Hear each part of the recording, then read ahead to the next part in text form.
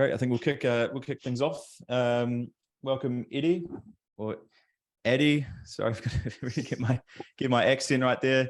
Although once you hear Eddie's accent, you'll realize we've got a whole range from around the world on this webinar today. So welcome, Eddie, and of course welcome James. Really lucky to be joined here by Edward Wagoner, who is the CIO of JLL Global, a small company with 105,000 staff. You may be able to update me on whatever that number is now, Eddie, and James Pellatt, who's the Director of Innovation at GPE, or Great Portland Estates in London. Thank you so much for joining us today and being here. Obviously today we're talking about how to win in the commercial real estate's digital future. So I thought to kick us off, if we could start, Eddie, with yourself, if you could just give a bit of a background on yourself, your company, your role, and then we'll kick it over to James from there.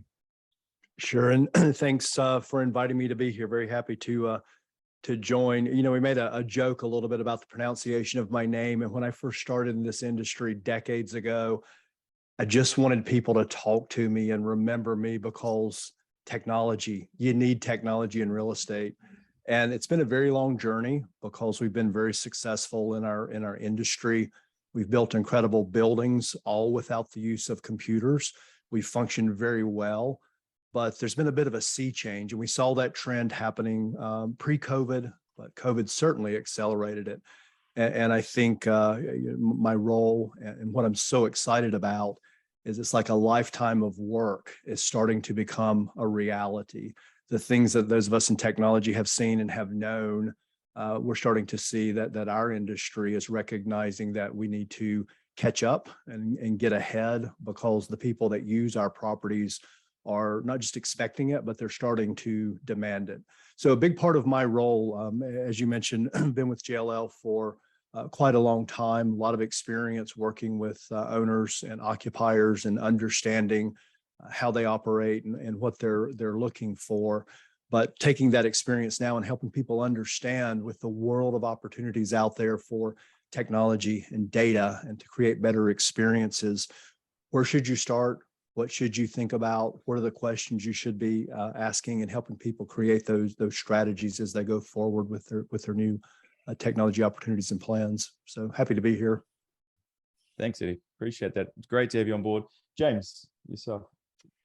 Hi, thank you. I'm probably coming from slightly the other end of the spectrum. So I'm James Pellatt. I'm Director of Innovation at GPE. We're a real estate investment trust, FTSE 250 property company with a focus purely on London.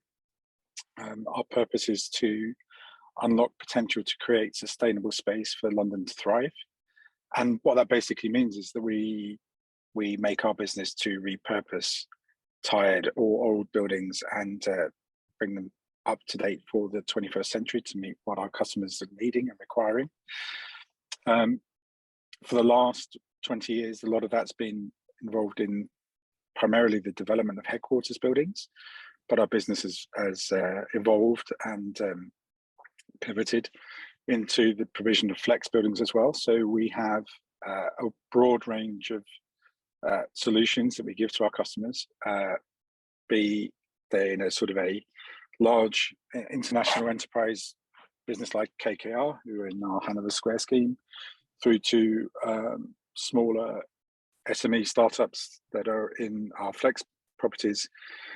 And what we like to do is to offer both customers the same sort of experience, a choice of options, so they can have something which is ready to fitted, or fully managed. And we will tailor our solution to meet those requirements. And that's meant that my role is to continue for the business to innovate. It takes a lot of commentators complain that real estate is a slow moving beast and slow to adopt.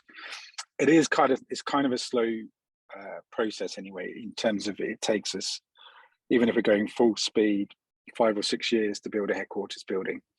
And so trying to stay ahead of workplace trends and trying to stay ahead of technology requires a focus on innovation, and that's what I do. So I set our strategy, try and look at problems in a near, short and longer term horizon, and try and find solutions to those problems that we find. Great. And out of interest, how long has GPE been around for as a company, approximately? GPE's been around since 1948. Yeah. It's although it sounds like in the UK we have lots of nobility and thousands of years of history, and there are a few people who had a happy birthday in terms of being born into a family that owned large parts of London and the countryside.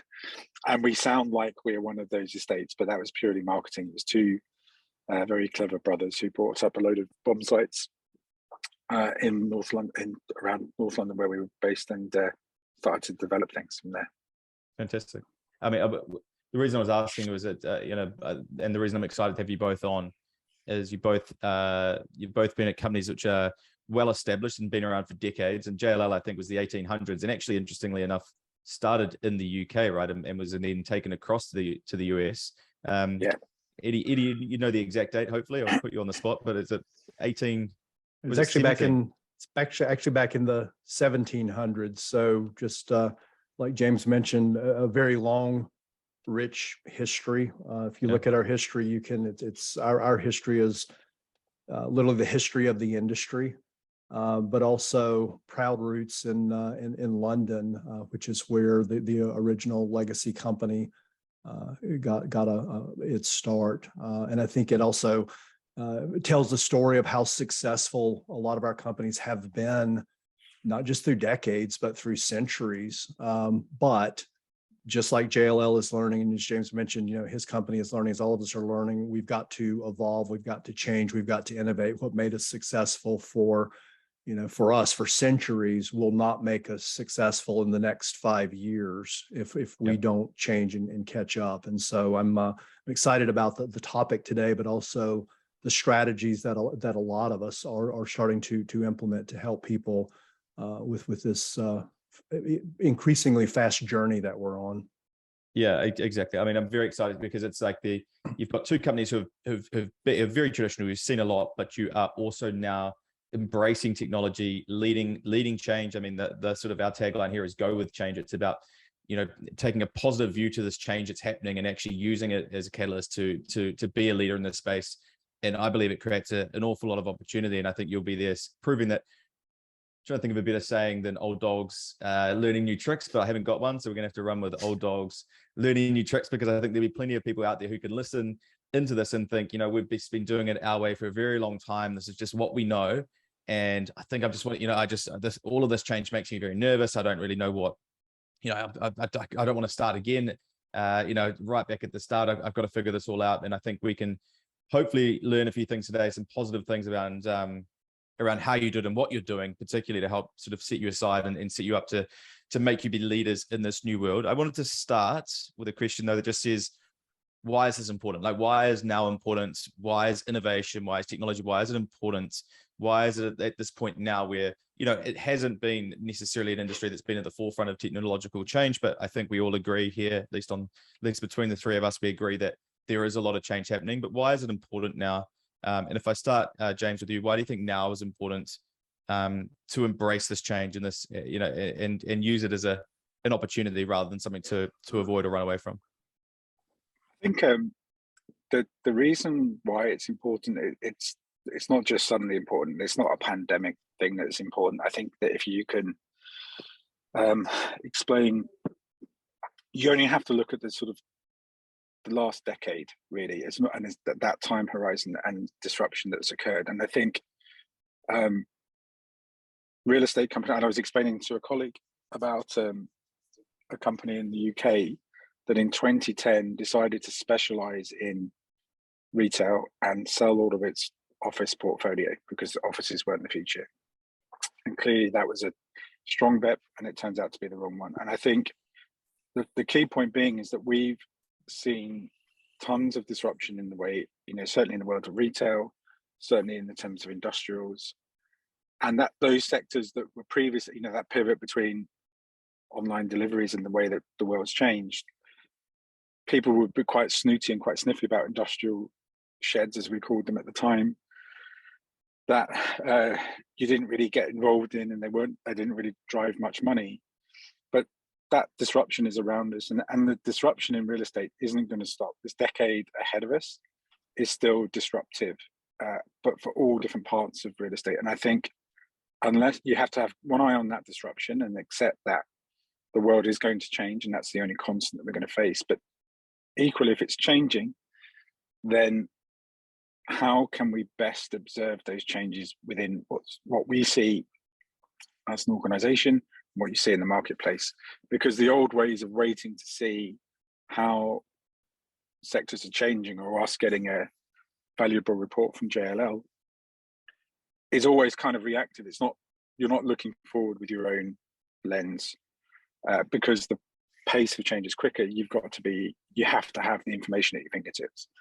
And that, I think, is the difference. That's why now, if you don't put in your infrastructure to have that to hand, then you're always going to be reacting to wait and see what the market does, and that will always put you behind in your decision making. Yeah, agreed. Eddie, do you think, I'll let you follow on from that as well, but do you think that there's companies who have perhaps been dominant and been big players where they might not take this on, it puts their business at serious risk as well?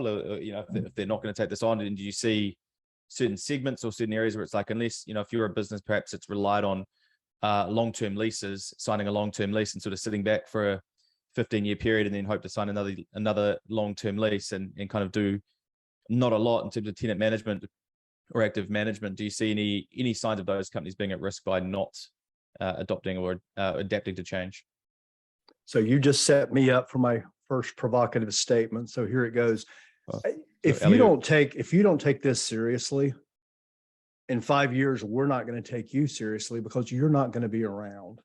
And the reason I say that, everything that James just said, and appreciate the shout out about a great report from JLL. And I do think our research group puts out great reports, but that's a report coming out in past tense. How do you get the data so that you can make those decisions as you need to, as they happen? So everything that James just said, but I would also add to it, we do a lot of focus in real estate about, you know, our clients, the building owners, the occupants. And yes, we do need to focus on that.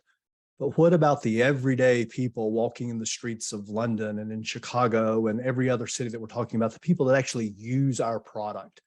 If you think about their experiences in life, so much of their life has been digitized. Think about when we went into COVID isolation, the things that we were able to do with technology that we would not have been able to do 5 years ago. Think about our jobs. If you're in retail, a big part of our consumer purchasing is now enabled through technology. Think about Amazon as an example. If you're in finance, you know, our banking has been digitized. You can do things through the app that a few years ago you could only do inside of a branch. So our companies are digitizing, but we've not really digitized our workplaces. And I think the people that use our real estate are starting to see that expanding gap. They know there's technology available because they've implemented it in their core businesses, and they're starting to expect us to do that in their workplaces. And I think COVID accelerated that. We've changed from when I started my career, it was put your head down and work. There's a reason they call it work, to now people are saying, I want my life to have purpose. That means what I do, I want to have purpose, and I have a voice, and I'm going to tell you that I don't like something. And so I think we have to address those fundamental changes that we're seeing in our consumers, which are the actual people that use our properties. Yeah. And I guess to extend on that as well, like the staff within your business as well. Like, I mean, you've got over 100,000 of them at your business, and James, not quite that big, but a big FTSE 250 business nonetheless. Something that we're seeing, and we talked about, everyone knows right now that there's been a real talent shortage, right? And almost every industry is struggling to hire. And it seems to me like if you're trying to hire someone, and whether in real estate or any other industry, but obviously we're talking about commercial real estate now, if you're looking to hire someone and you bring them into your business and they're relatively young and new, and they're used to using, you know, they're going to be tech native, right? They use their iPhone, use their MacBook, whatever else they use, and you bring them into the business. They're excited about their new role, the new company. It looks great. And you sit them down and you say, great, first job is you're using this Access database. You've got these spreadsheets here you're going to update. We've got this old software that we bought 20 years ago that we actually only use for the contact management piece and storing a bit of information. And so your job is to sort of click around these and stitch it all together. To me, that doesn't feel like a very good talent attraction or retention strategy, because I think, like you say, that people want meaningful work now. They don't want to feel like a robot that sits there and clicks buttons. And I feel like the engagement will drop away very, very quickly, and you're not going to be able to attract great people into the business. That's my feeling. We're really building. We've always taken that on board as our strategy within Re-Leased, but it does feel like a risk. Are you seeing that, Eddie, in the companies you work with? It's that demand for working with good technology rather than poor technology from the team as well. Hey, I just want to point out, Access can do some incredible things. And there's been wonderful things we've done for clients in Access back in the 90s. Yeah, I don't think anyone's sitting around on a Saturday night very excited to share stories about the times they've done in their Access. It's a powerful tool. I get it. But there actually are, because people have a comfort in what they know. I don't want to go to that party. And exactly, but people have a comfort in what they know and what they're confident of. And I think that's where we have to help people understand, and we're using use Access or any of the older technology tools we used in real estate. Those were great at the time for their purpose, and we get you comfortable with it. But the pace of change is increasing dramatically. And so we need to help people understand that there's a lot of fear involved with change. Since we started this call, you've called us an old dog, and before we started, you called us a dinosaur. But all kidding aside, we need to help those of us that have been around for a while with all of the challenges that we have and all of the people that we manage and whatnot, understand the opportunities, help them get past the fear. And there's nothing wrong with getting partners to help. Tom, when I started my career, we would not have been having this conversation because we didn't reach out to technology partners. We, at that time, tried to do everything in-house. The ecosystem was not there yet. Fast forward to today, we do very little build in-house. It's a lot of partner, like we're doing with you guys and so many others in the industry. And so I would say to anyone listening, there's a lot of help out there, and it's okay to reach out and get help. Those of us like James and I that have been around for a long time, our companies have been around a long time, we're reaching out and getting help. So it's a great thing to do. And there's a lot of opportunities to partner with Re-Leased and others to help you achieve, that digital innovation that we all need to catch up on. Yeah. And to me, it's been inspiring to see JLL's approach to this, right? And you've actually gone out and put your money where your mouth is, and thank you for the investment in Re-Leased from the JLL Spark Fund. It's been a fantastic relationship, but you've decided obviously a strategy right from the top of the company and quite some time ago now to actually establish a venture fund and really go deep into the technology space rather than, I guess, the sort of window dressing and saying, no, we believe in it, but actually not really doing a lot behind the scenes. I think you've really, like I said, put your money where your mouth is. You've raised a fund and you're supporting the industry, and it's I think the benefits for the company will be clear, and that'll show up over the next few years. James, so a question for you: that the word fear came up, and I think that's pretty accurate. Sort of fear, or at least caution, and a lot of that, it's not misplaced. There's plenty of horror stories in the past of migrations across software. No one's ever been particularly excited about migrating a whole bunch of data from one system to another. It can either traditionally go okay, or it can go terribly, right? They don't typically go fantastically, particularly when we're talking about the old school ERP. It's like open heart surgery, trying to move some stuff across. Things are a lot better, but the scars still remain there. One thing I'd be really interested in as well is, what in terms of what you're seeing amongst your peers in the industry and what you're hearing, like how far through do you get a feel for what people are? Like, are people in the industry, they're quite open? Are people quite progressed on this journey, or are they in still the early stages of let's just sort of feel this out and see what happens, see which way the wind goes? No, I think there's still quite a lot of fear, and I think there's quite a lot of caution and reluctance to change. So I think the confusion, so like the buzz around PropTech and it's been a buzz now for at least 6 or 7 years, I guess, in terms of when that term, I first recall hearing it and thinking about what it might mean and what it would do. And I think that there is it's ironic, but in real estate, everyone thinks that they understand numbers, because it used to be a sort of badge of honor, goes, oh, they're really sharp, they know their numbers. And if you understood the thing that was in your head, that was a sign of like skill and performance.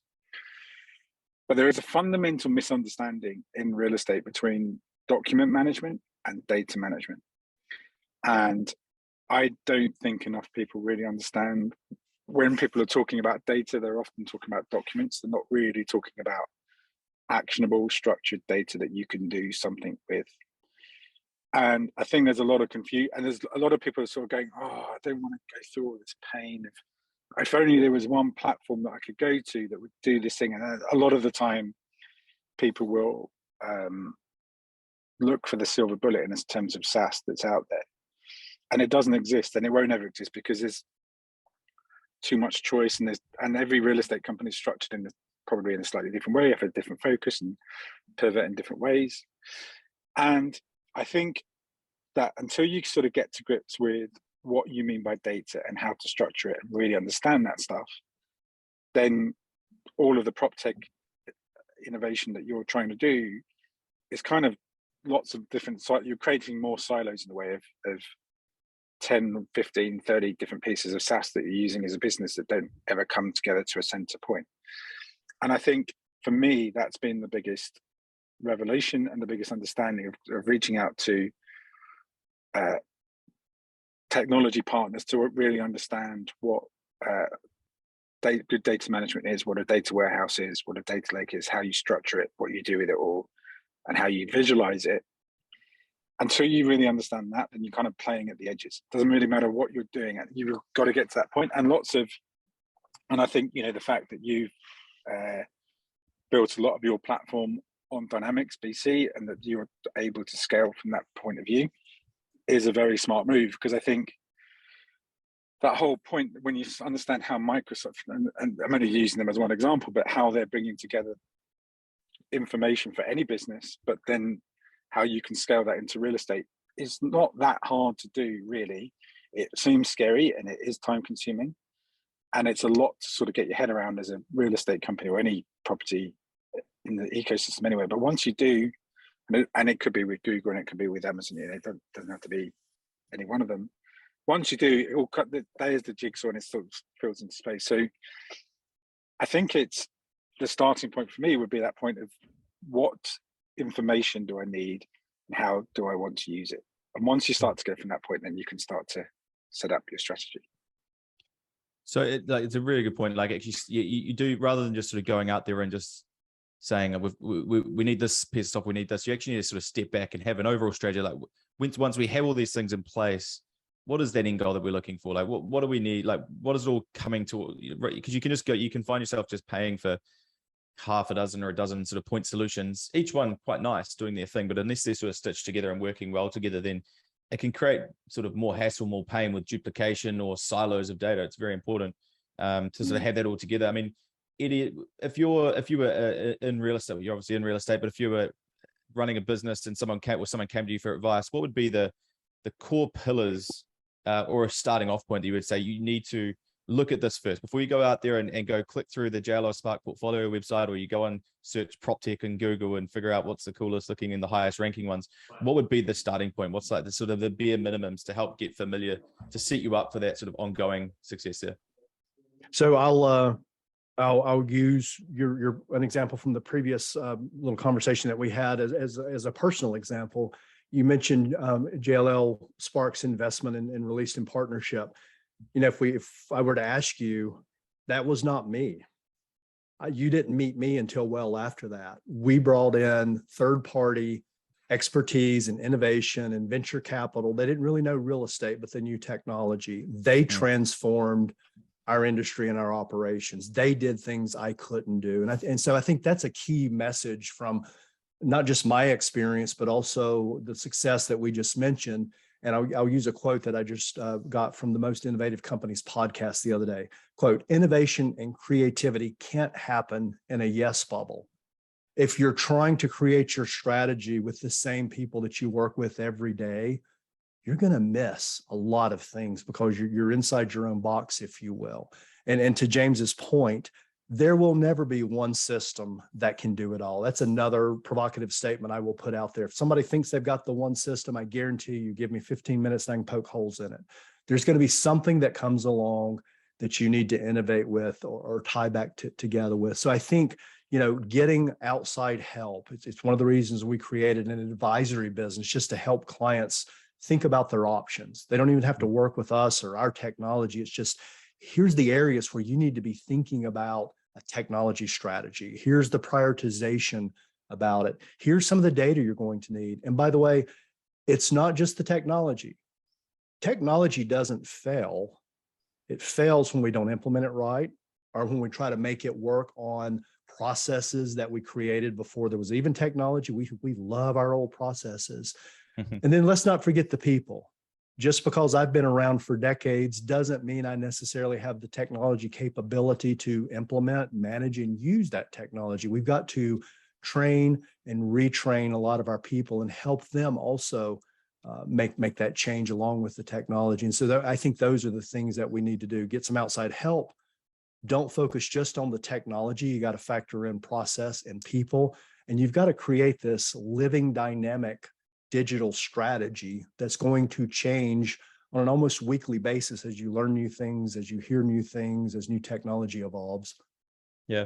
You just reminded me as well, you told a fantastic story to me when we first met in San Francisco, talking about outsiders coming in, or venture capitalists coming into your world, right? You'd been the CIO or high up in the sort of IT side of JLL for a decade or 2 decades. And then you had these VCs come and knock on the door and say, cool, we're taking over. And obviously that was a scary moment for you, but not unlike what we've been talking about as a scary moment of change for real estate. There was a scary moment for you because you were thinking, well, I'm in trouble here. This is they're going to take my job. Do you mind sharing a little bit about that and what you did to adapt and what it actually allowed your role to become and grow on what it was before? Since James is on, I'll quote a famous author from London, Dickens. It was the best of times. It was the worst of times. It started out, my whole world turned upside down because here were these outsiders coming in that was going to tell me everything I had ever done wrong. And they didn't necessarily do that. What they basically said was everything that made you successful in the past will not make you successful in the future. And what was really great is I knew our clients, I knew the real estate industry, I knew some of the mistakes we had made and some of the successes. They knew how technology worked. And so that collaboration, those outside voices, I will tell you now, and there was a long period of time of like self-doubt and me having to do some personal transformation. But that break glass change that I did personally, but that we also did in the company, is the reason that I'm still here and still staying. It's the reason I'm more excited about my job and what we're doing in the industry than I've ever been. And I've been excited about my job for decades. But I think, I am, having been a quote victim, but then ultimately beneficiary of those outside voices coming in and saying, hey, if you want to think out of the box, we got to get you out of the box, has been the best thing for me from a career perspective and a personal perspective. Yeah, that's a very, very interesting story about that crossover between technology and real estate, traditional real estate. And I've been a part of many conversations where there's a lot of suspicion cast on each side, and it's actually when people start. It actually takes a bit of warming up to actually get the two sides working well together. Not in every case, of course. By the way, a lot of people come in very excited, but I was going to tell you, one of the first executives that we hired from Silicon Valley recently shared with me, he remembered the very first time we met, and I remember it too. And I remember being so intimidated by him and thinking, it's over. This guy knows technology from the industry in a way I don't. He shared with me that he remembers the meeting differently. He remembers thinking, what have I gotten myself into? And I don't understand this industry. And so I share that because we're all humans. We all have those fears and doubts. And that's why I think it's really okay to welcome that outside expertise in, because there's people that really do want to help you. And there's things that you can do to help them as they help you. And so I think that's where the magic of the collaboration really comes into play, especially on this topic. Yeah, 100%. I think one of the things that I've seen help a lot as well is actually sharing stories, real world stories of success. And I was lucky enough to be at an awards, little shout out coming up for James, but I was at an awards event the other night. Re-Leased was nominated and we didn't win. James was nominated and won twice.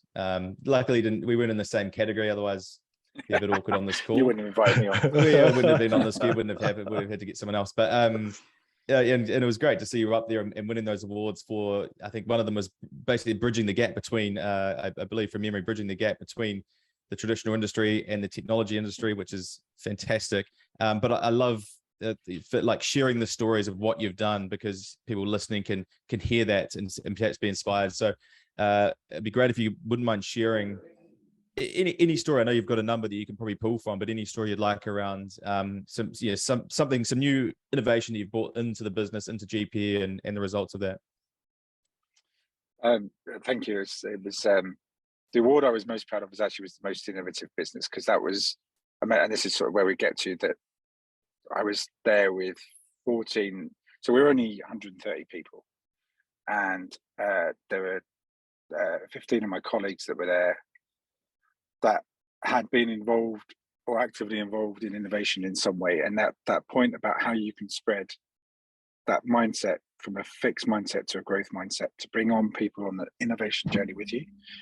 I mean, I got into this in a slightly different way. I'm not a tech person at all, didn't really understand it. And I still probably a bit, I don't like tech for the sake of tech. But I do hate inefficiency, and I do hate repeating problems. And so for 25 years, I was successful at delivering buildings, and I worked in our development team, and I've delivered over 1 billion square feet of offices in my time. And so there's all sorts of things where I've always trying to look at technology to help us improve. So using building information modeling back in 2011.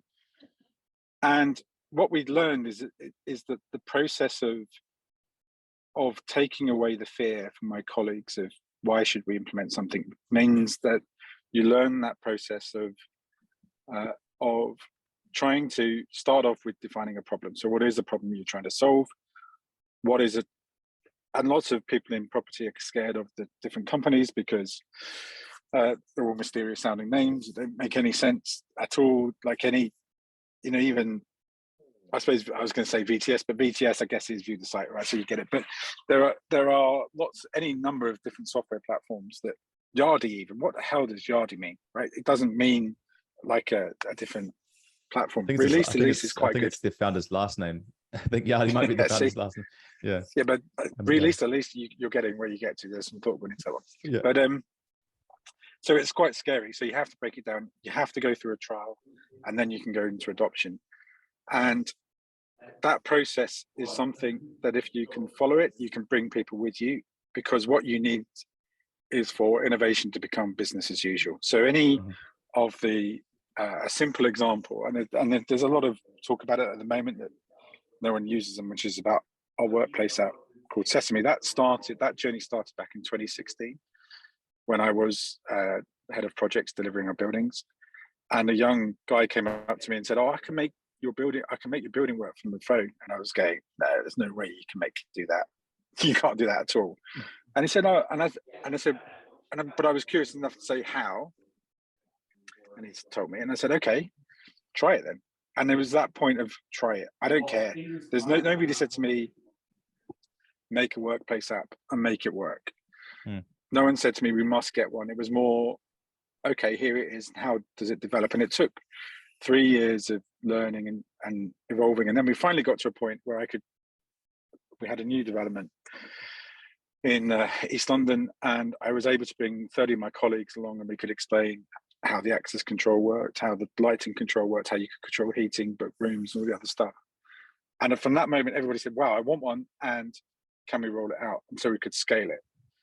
But it's that patience that you need in your head to think, here's something that I think is going to be right for the business, to being much more patient, much more collaborative, much more involving, bringing people along with you, building followership, and then eventually letting go and letting them transfer the ownership of that product, and so that it evolves and develops. And now we have a platform which is giving us really rich data that's helping us understand what our customers are doing every day. It helps us understand what their interests are and helps us put on events. And we are able to take an open API, put it into a data warehouse, and visualize it. Now, no one started off that way, told me that's what we should do, but it was more about building the puzzle and the piece at which we can now engage with our customers and give them feedback as to how their energy, how they're consuming energy in their spaces, and what we can do to help them on their journey towards net zero as well. So it's learning the potential and then adding to it to pivot to scale. Yeah, I love that. I think what I took from that is that you got started, right? You got started with something, you put your foot forward, you took one step forward, and it was pretty low risk. It was like, okay, you say you can do it, go prove it. If it didn't work, you wouldn't have lost a lot, but it did work. Took some time, took some trial, but it did work. And if you took a slightly longer time period, that's 2016, and you just keep building on that and iterating on that first tool, Sesame, which I've seen and it looks fantastic, all the way through to what you're doing now. It's just like you took one foot forward in 2016. You fast forward to now, and you're getting like, almost a full stack of what you're doing. It's which is fantastic to see that journey. But for me, it's like, I think you could get caught up in the thinking, well, look, we're behind now. We're so far behind. It's going to be such an overhaul to ever catch up. Really, it's about taking one step, right? Doing one thing, and then the next thing, and then going from there. I think it's a really, really interesting story. And there's, if anyone's interested, I think the GPE website has some great videos of that app in use. I think the building in East London was the Whitechapel building. Is that the name of the building? Yes, no, that one was 160 Old Street, but then we've done it at Hickman, and now we rolled it out everywhere. But yeah, there's some great videos on that as well. It's worth checking out. Eddie, is there as well? I mean, you'll have dozens of different initiatives and innovations that you've been either investing directly in or rolling out for your clients or rolling out for yourself at JLL. It might be hard to single on one, but is there anything you think that'd be worthwhile sharing in terms of a story of this and the journey you went on for that? I could tell stories the rest of the day, and I know people won't hang on that long. I'll share two thoughts. I was on a call yesterday with the head of real estate for a major global organization. If I named them, everybody would recognize. And we talked a lot about, I actually told him, there are things I would do differently now, knowing what I know, and I would have made different recommendations to you. And he laughed and he said, there's different decisions I would make and different things I would let you do based on what I know now. But we had to take steps. We learned, and we're in a better place because we accepted some risk and we managed the risk. And I think that's a key message. A lot of people are afraid of using real estate technology because, what if there's a hiccup? What if it doesn't work perfectly? And if you think about our core businesses, it's all about managing risk. You can never completely eliminate it. And that's why I think, reaching out and getting help, whether it's, Tom from you and Re-Leased or from James or my organization or others, there's a lot of people that can help you understand and help you manage and mitigate your risk. And so I think that's a very key message. I think the second one is, for a long time, people have looked at, and we've dropped some big names, technology company names here. And we often think that the world of real estate technology are for the big, massive organizations, the big players that have millions of dollars to put into something like real estate technology. That was probably true a long time ago. But I think everyone, regardless of the size of your portfolio or the size of your building, maybe you just own one building, the people that use that building are expecting something different. And the only way you're going to deliver that is through better use of data and technology. And there's never been a better time for everyone, regardless of size, to figure out what your play is and the technologies that could fit that strategy to help you deliver better. So that would be my two messages. There's a lot of help, and everyone should be thinking about and playing in this space and understanding how they can deliver better for their core constituencies through the better use of technology and data that's available. Fantastic. Thanks, Eddie. We're getting close to the end here, but I do want to, one last area I want to touch on. I think you almost have to these days, but like ESG is such a hot and important topic in our space. I think, to be honest, particularly the E, right, the environmental impact, I think is probably got the biggest talking points at the moment. Eddie, while you're there, how big do you see, or how big of an issue do you see this for real estate? Like in terms of there's a lot of regulation coming, like government putting through regulation. Like for most people, I think in the industry will be aware of it, but most only from reading the newspaper and thinking this is something that's going to be coming, and it will impact me at some point. where do you see this going from here? And how do you think that people in the industry should be preparing or acting right now to prepare for this? So again, another provocative statement. I have been telling people my personal viewpoint is it doesn't matter what your personal viewpoint is on climate change or environmental, you're going to deal with it. And you're going to deal with it, like you mentioned, there's regulation coming out in many countries around the world. You're going to end up having to report on it. If you have investors, they're starting to expect, and a lot of investors are making decisions. JLL's research is telling us that occupiers are starting to look at buildings and they're starting to choose where they want to put their operations based on how the building is addressing environmental concerns. But again, I think most importantly, and I keep coming back to this, it's the everyday people out on the street as they become more and more aware. And I think COVID really raised people's awareness about the impact on your health. And it made us really focus on, what's important about life. And so people are starting to look at the health of the building, both from how it impacts my personal health, but they're also becoming aware of the impact it has on the health of the world around us. And so I think those people, the ultimate consumer, the ultimate users of the building, they're going to be the ones that make us address these issues. And I think the people that do address it will be the ones, again, that survive and have the product that people want to be in. And those who ignore it, again, we won't be hearing about you in a couple of years because nobody's going to want your product. And so I think it's something that we're going to deal with, whether you like it or not. So now's the time to start thinking about your strategies. There's a lot of technology out there, so you've got to prioritize.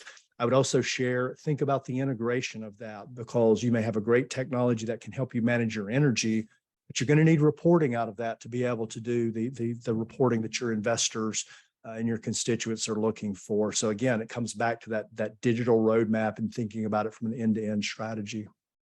Fantastic.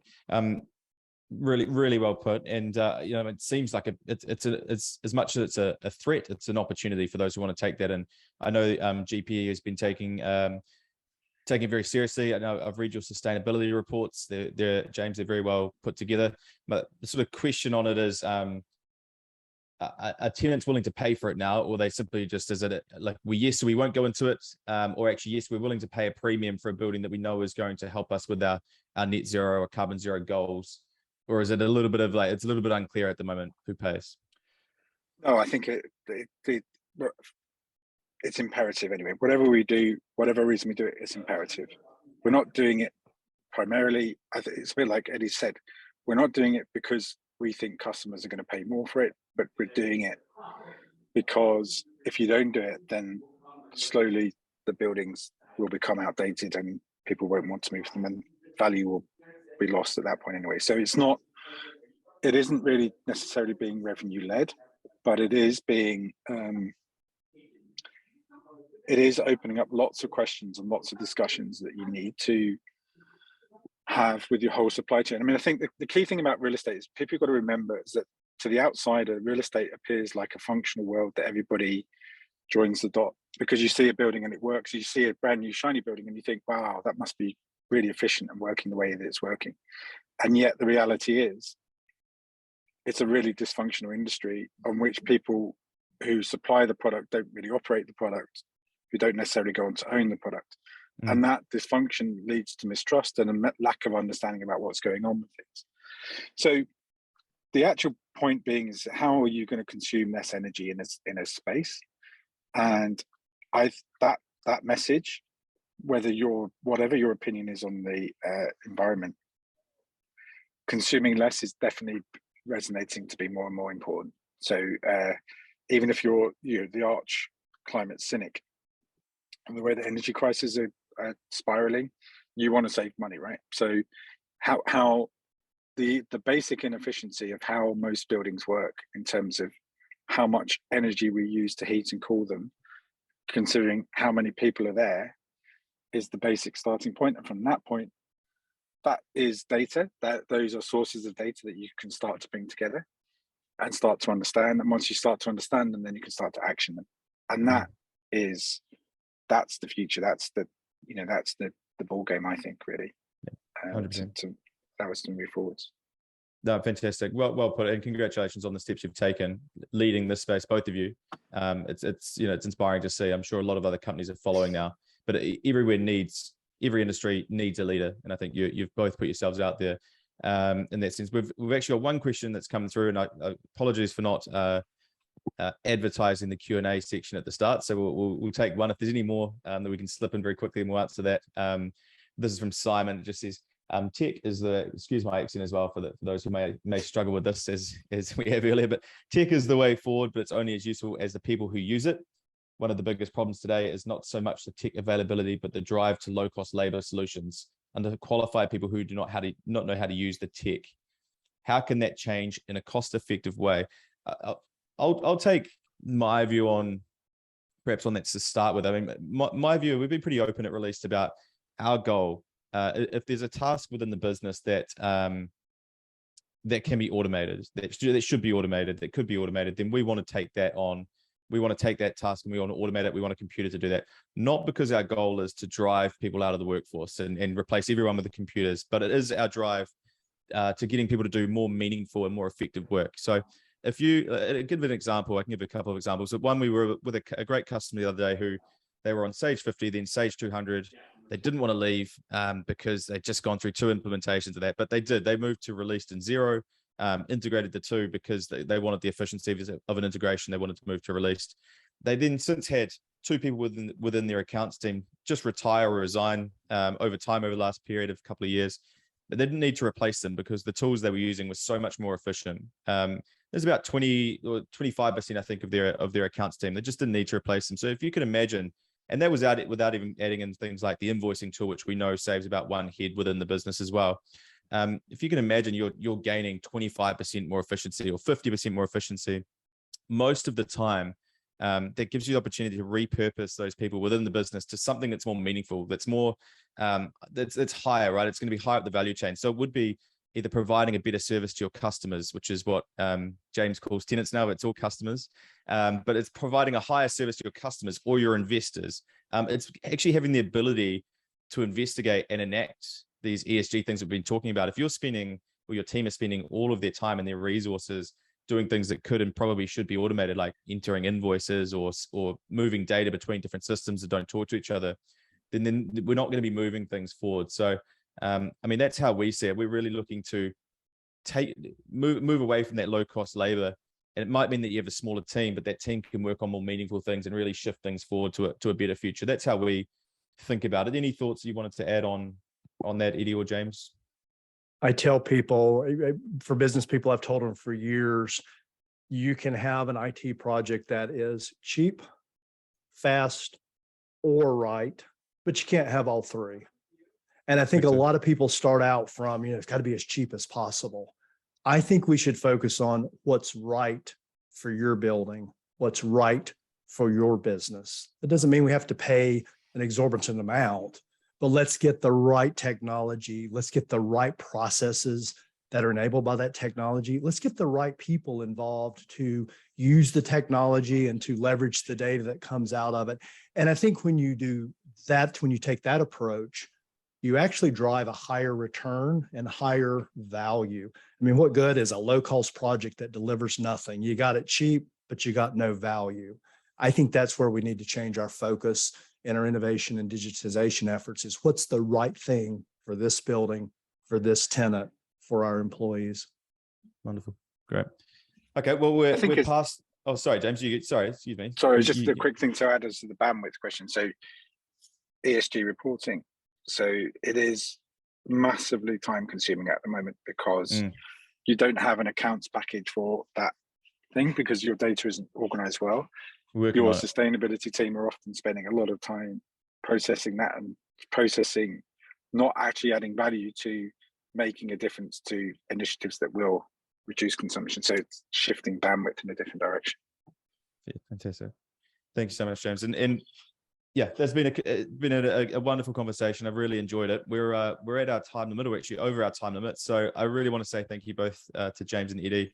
It's been wonderful.